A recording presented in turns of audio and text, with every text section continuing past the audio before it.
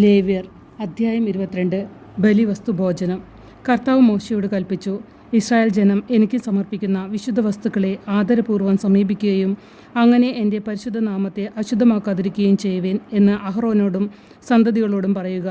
ഞാനാണ് കർത്താവ്. നിങ്ങളുടെ സന്തതി പരമ്പരകളിൽ ആരെങ്കിലും അശുദ്ധനായിരിക്കെ ഇസ്രായേൽക്കാർ കർത്താവിന് സമർപ്പിച്ച വിശുദ്ധ വസ്തുക്കളെ സമീപിച്ചാൽ അവൻ എൻ്റെ സന്നിധിയിൽ നിന്ന് വിച്ഛേദിക്കപ്പെടും. ഞാനാണ് കർത്താവ്. അഹ്റോൻ്റെ വംശത്തിൽപ്പെട്ട ആരെങ്കിലും കുഷ്ഠരോഗിയോ ബീജസ്രാവക്കാരനോ ആണെങ്കിൽ അവൻ ശുദ്ധനാകുന്നതുവരെ വിശുദ്ധ വസ്തുക്കൾ ഭക്ഷിക്കരുത്. ബീജസ്രാവമുള്ളവനും മരിച്ചവനെയോ ഇഴജന്തുവിനെയോ മനുഷ്യനുള്ള എന്തെങ്കിലും മാലിന്യത്തെയോ സ്പർശിച്ച് അശുദ്ധനായവനും വൈകുന്നേരം വരെ അശുദ്ധനായിരിക്കും. സ്നാനം ചെയ്തല്ലാതെ അവൻ വിശുദ്ധ വസ്തുക്കൾ ഭക്ഷിക്കരുത്. സൂര്യൻ അസ്തമിക്കുമ്പോൾ അവൻ ശുദ്ധിയുള്ളവനായിരിക്കും. അതിനുശേഷം അവന് വിശുദ്ധ വസ്തുക്കൾ ഭക്ഷിക്കാം. എന്തെന്നാൽ അത് അവൻ്റെ ഭക്ഷണമാണ്. ചത്തതോ കാട്ടുമൃഗങ്ങൾ കൊന്നതോ ആയ ഒരു മൃഗത്തെയും ഭക്ഷിച്ച് അവർ മലിനമേൽക്കരുത്. ഞാനാണ് കർത്താവ്. പാപം ചെയ്യാതിരിക്കുന്നതിനും വിശുദ്ധ വസ്തുക്കളെ അശുദ്ധമാക്കി മരിക്കാതിരിക്കുന്നതിനുമായി അവർ എൻ്റെ കൽപ്പന അനുസരിക്കണം. കർത്താവായ ഞാനാണ് അവരെ വിശദീകരിക്കുന്നത്. അന്യർ ആരും വിശുദ്ധ വസ്തുക്കൾ ഭക്ഷിക്കരുത്. പുരോഹിതൻ്റെ അടുക്കൽ വന്ന് വസിക്കുന്നവനോ കൂലി വേലക്കാരനോ അത് ഭക്ഷിക്കരുത്.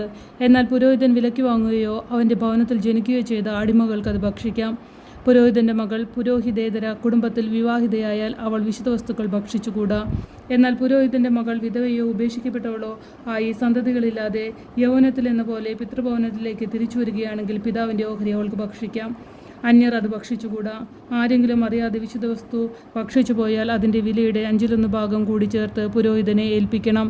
ഇസ്രായേൽ ജനം തങ്ങളുടെ കർത്താവിന് സമർപ്പിച്ച വിശുദ്ധ വസ്തുക്കളൊന്നും പുരോഹിതൻ അശുദ്ധമാക്കരുത്. വിശുദ്ധ വസ്തുക്കൾ ഭക്ഷിച്ച് തങ്ങളുടെ മേൽ അകൃത്യത്തിൻ്റെ കുറ്റം വരുത്തി വെക്കരുത്. എന്തെന്നാൽ കർത്താവായ ഞാനാണ് അവയെ വിശദീകരിക്കുന്നത്. കർത്താവ് മോശയോട് അരുളി ചെയ്തു, അഹ്റോനോടും പുത്രന്മാരോടും ഇസ്രായേൽ ജനത്തോടും പറയുക, ഇസ്രായേൽ ഭവനത്തിലോ ഇസ്രായേലിലെ പരദേശികളിലോ ഉള്ള ആരെങ്കിലും കർത്താവിന് ദഹനബലിയായി നേർച്ചയോ സ്വാഭിഷ്ട കാഴ്ചയോ സമർപ്പിക്കുമ്പോൾ അത് സ്വീകാര്യമാകണമെങ്കിൽ കാഴ്ചവെക്കുന്നത് മാടുകളിലോ ചെമ്മരിയാടുകളിലോ കോലാടുകളിലോ നിന്നെടുത്ത ഊനമറ്റ ഒരു ആൺമൃഗമായിരിക്കണം. ന്യൂനതയുള്ള ഒന്നിനെയും കാഴ്ചവെക്കരുത്. അത് സ്വീകാര്യമാകുകയില്ല. ആരെങ്കിലും കർത്താവിന് നേർച്ചയും സ്വാഭിഷ്ട കാഴ്ചയും സമാധാന ബലിയായി അർപ്പിക്കുമ്പോൾ അത് സ്വീകാര്യമാകണമെങ്കിൽ കാലിക്കൂട്ടത്തിലോ ആട്ടിൻകൂട്ടത്തിലോ നിന്നെടുത്ത ഊനമറ്റ മൃഗത്തെ കാഴ്ചവെക്കണം. അതിന് ഒരു ന്യൂനതയും ഉണ്ടായിരിക്കരുത്.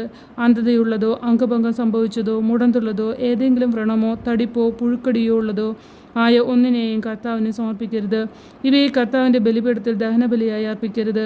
അവയവങ്ങൾ എന്തെങ്കിലും കുറവോ കൂടുതലോ ഉള്ള കാളയെയോ ആടിനെയോ സ്വാഭിഷ്ട കാഴ്ചയായി അർപ്പിക്കാം. എന്നാൽ നേർച്ചയായി അത് സ്വീകാര്യമല്ല. വൃഷണങ്ങൾ ഉടച്ചതോ ചതച്ചതോ എടുത്തു കളഞ്ഞതോ മുറിച്ചതോ ആയ മൃഗത്തെ നിങ്ങളുടെ ദേശത്ത് വെച്ച് കർത്താവിന് കാഴ്ചവെക്കരുത്. വിദേശികളിൽ നിന്ന് നിങ്ങൾക്ക് കിട്ടിയ ഇത്തരം ഒരു മൃഗത്തെയും നിങ്ങളുടെ ദൈവത്തിന് ഭോജനബലിയായി അർപ്പിക്കരുത്. അവയ്ക്ക് ന്യൂനതയുണ്ട്.